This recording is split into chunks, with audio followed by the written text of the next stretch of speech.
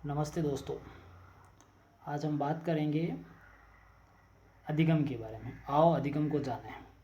अधिगम को आपने कितना पढ़ा है, आज उसका भी एक लर्निंग टेस्ट हो जाएगा कि आपका अधिगम कितना कंप्लीट हुआ।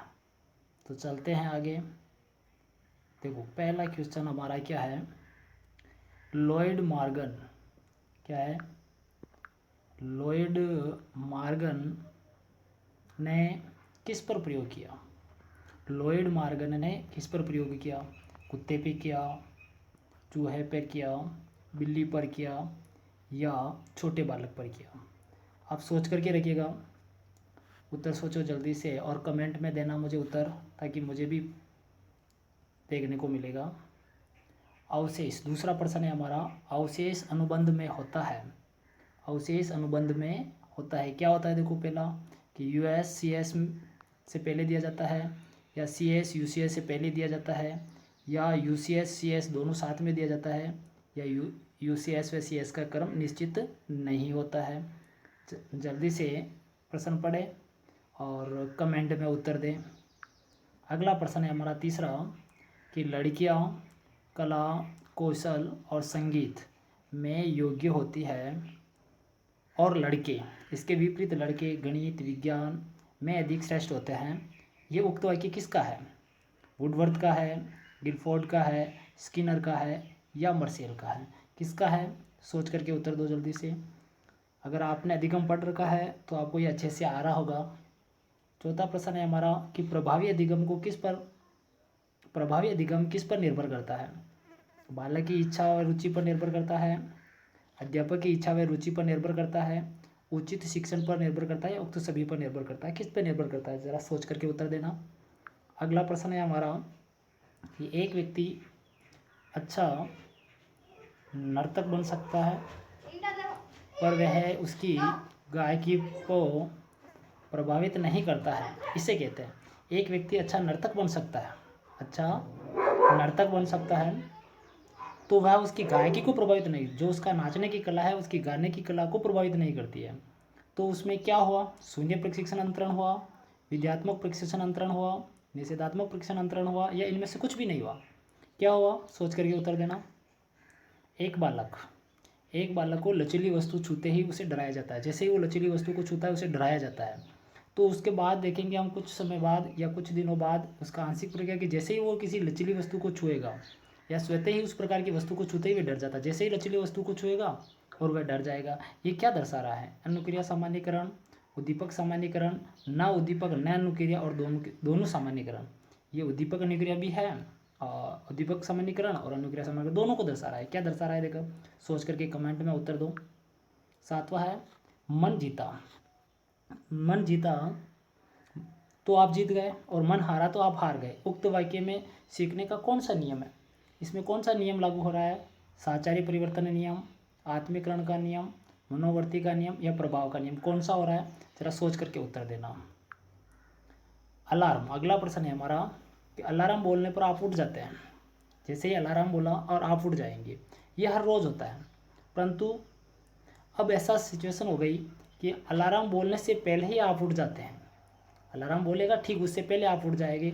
यहाँ अधिगम का कौन सा सिद्धांत लागू होता है? संबंधवाद का, क्रिया प्रसूत अनुबंधन सिद्धांत का, समीपता अनुबंधन का या क्लासिकल अनुबंधन सिद्धांत? कौन सा लागू होता है ये देखेंगे हम यहाँ पे। तो अगला प्रश्न कमेंट में ज़रूर देना इसका उत्तर। अगला प्रश्न है हमारा कि आप सुबह उठते ही मोबाइल मैच पर जाते हैं। कहाँ जाते हैं? मोबाइल मैच पर। फिर जाते ही, परंतु एक दिन आपने, जैसे आप उठोगे मोबाइल मैच पर जाते हो, पर डे का काम है ये, परंतु एक दिन ऐसा हुआ कि आपने मोबाइल मैच की जगह बदल दी। जगह क्या कर दी? आज उस जगह से हटा करके दूसरी जगह शिफ्ट कर दिया उसको। परंतु आप अगले दिन उठते हैं, जैसे ही मॉर्निंग को, अगली सुबह जैसे ही आप उठोगे, उठते ही आप क्या करेंगे? मोबाइल फ़ोन लेने जाएंगे। उसी जगह पर जा रहे हैं जहाँ पुरानी जगह मैच पड़ी थी, आप उसी जगह जा रहे हैं। तो ये क्या दर्शा रहा है? क्या वहाँ जाने का कारण जो है, रीज़न है, आप क्यों जा रहे हैं वहाँ पर, उसका कारण क्या है? अनुबंधन, पुनर्बलन, भूल या अंतर्दृष्टि? क्या है? ज़रा सोच करके कमेंट में उत्तर दो। अगला प्रश्न है कि आप बच्चों के साथ बेमाता किरीमाल घूमने गए, कहीं पर भी भ्रमण जा रहे हैं, भ्रमण जा करके वापस आते हैं और वापस आकर के बच्चों से इसके ऊपर चर्चा करते हैं और कुछ प्रश्न पूछते हैं। उनमें से जो वहाँ गए उनके बारे में कुछ प्रश्न पूछते हैं। तो ये जो आपका प्रश्न पूछना है ये किस बात की ओर इंगित कर रहा है? सीखने का आकलन, सीखने के लिए आकलन, आकलन के लिए सीखना या आकलन का सीखना। इसका उत्तर कमेंट बॉक्स में देना ज़रूर।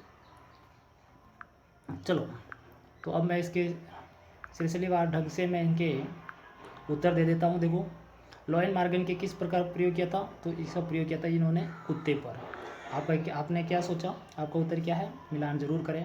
अवशेष अनुबंधन में होता है CS USA से पहले दिया जाता है।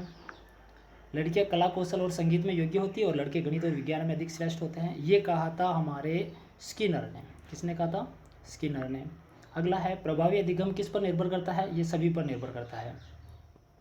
अगला है एक व्यक्ति अच्छा नर्तक बन सकता है और उस पर गायकी पर कोई प्रभावित नहीं। जब कोई प्रभाव नहीं डाल रहा है तो वहाँ होता है शून्य प्रशिक्षण। क्या हुआ? शून्य प्रशिक्षण अंतराल। और जहाँ प्रभाव डाल रहा है और उसका फायदा हो रहा है तो वहाँ पर होगा धनात्मक।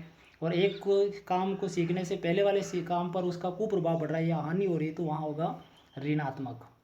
एक बालक को लचीली वस्तु छूते ही डराया जाता है, उसके बाद वैसे होता ही डर जाता है। यह होता है उद्दीपक सामान्यीकरण। मन जीता आप जीत गए, मन के हारे हारे, ये क्या होता है? मनोवर्ती। क्या होती है? मनोवर्ती। जैसे कोई पुरानी चीज़, अपने दो दोस्त है, एक दोस्त चला जाता है और उसकी याद में हम उसकी फ़ोटो दे करके अगर हम कुछ बातचीत करने लगते हैं, रोने लगते हैं, तो यहाँ साचार्य नियम होता है। आत्मीकरण संबंध, पहले वाली चीज़ को दे करके पहले वाले ज्ञान से नए ज्ञान में परिवर्तन करना। तो यह यहाँ है कि मनोवर्ती का नियम। अगला है अलार्म बोलने पर आप उठ जाते हैं। ये हर रोज़ होता है, पर अब आप अलार्म बोलने से पहले ही उठ जाते हैं। तो यहाँ क्या हो रहा है? यहाँ हो रहा है, देखो, क्लासिकल अनुबंधन सिद्धांत। क्या है? क्लासिकल अनुबंधन सिद्धांत। वहाँ आपने देखा होगा CS घंटी बजने से पहले कुत्ते के मुंह में लार आ जाती है, फिर केवल घंटी बजाई जाती है, भोजन नहीं दिया जाता है तो भी लार आती है। तो वहाँ क्लासिकल, कौन सा? क्लासिकल अनुबंधन सिद्धांत। आप सुबह मोबाइल मैच पर जाते हैं, मोबाइल मैच को अलग जगह शिफ्ट कर देते, फिर भी आप उठ के जा रहे हैं वहाँ पर, तो ये क्या कहलाएगा? अनुबंधन। क्या होगा वहाँ पर? अनुबंधन। आप बच्चों के साथ बेमाता घूमने के लिए गए और घूम करके वापस आ गए, वापस आकर के उस पर चर्चा करते हुए प्रश्न पूछ रहे हैं, तो फिर आप क्या कर रहे हैं? सीखने के लिए आप क्या कर रहे हैं? सीखने का आकलन। क्या हो रहा है? तो यहाँ सही क्या होगा? सीखने का आकलन। और अगर आप चर्चा के दौरान वहाँ जो भ्रमण कर रहे हैं और भ्रमण करते हुए ही उसके दौरान ही आप प्रश्न पूछ रहे हैं तो वहाँ होगा सीखने के लिए आकलन। सीखने के लिए आकलन। और आपने कितना सीखा? चर्चा कर रहे हैं, वापस आकर के चर्चा कर रहे हैं, तो ये होता है सीखने का आकलन। धन्यवाद। Thank you.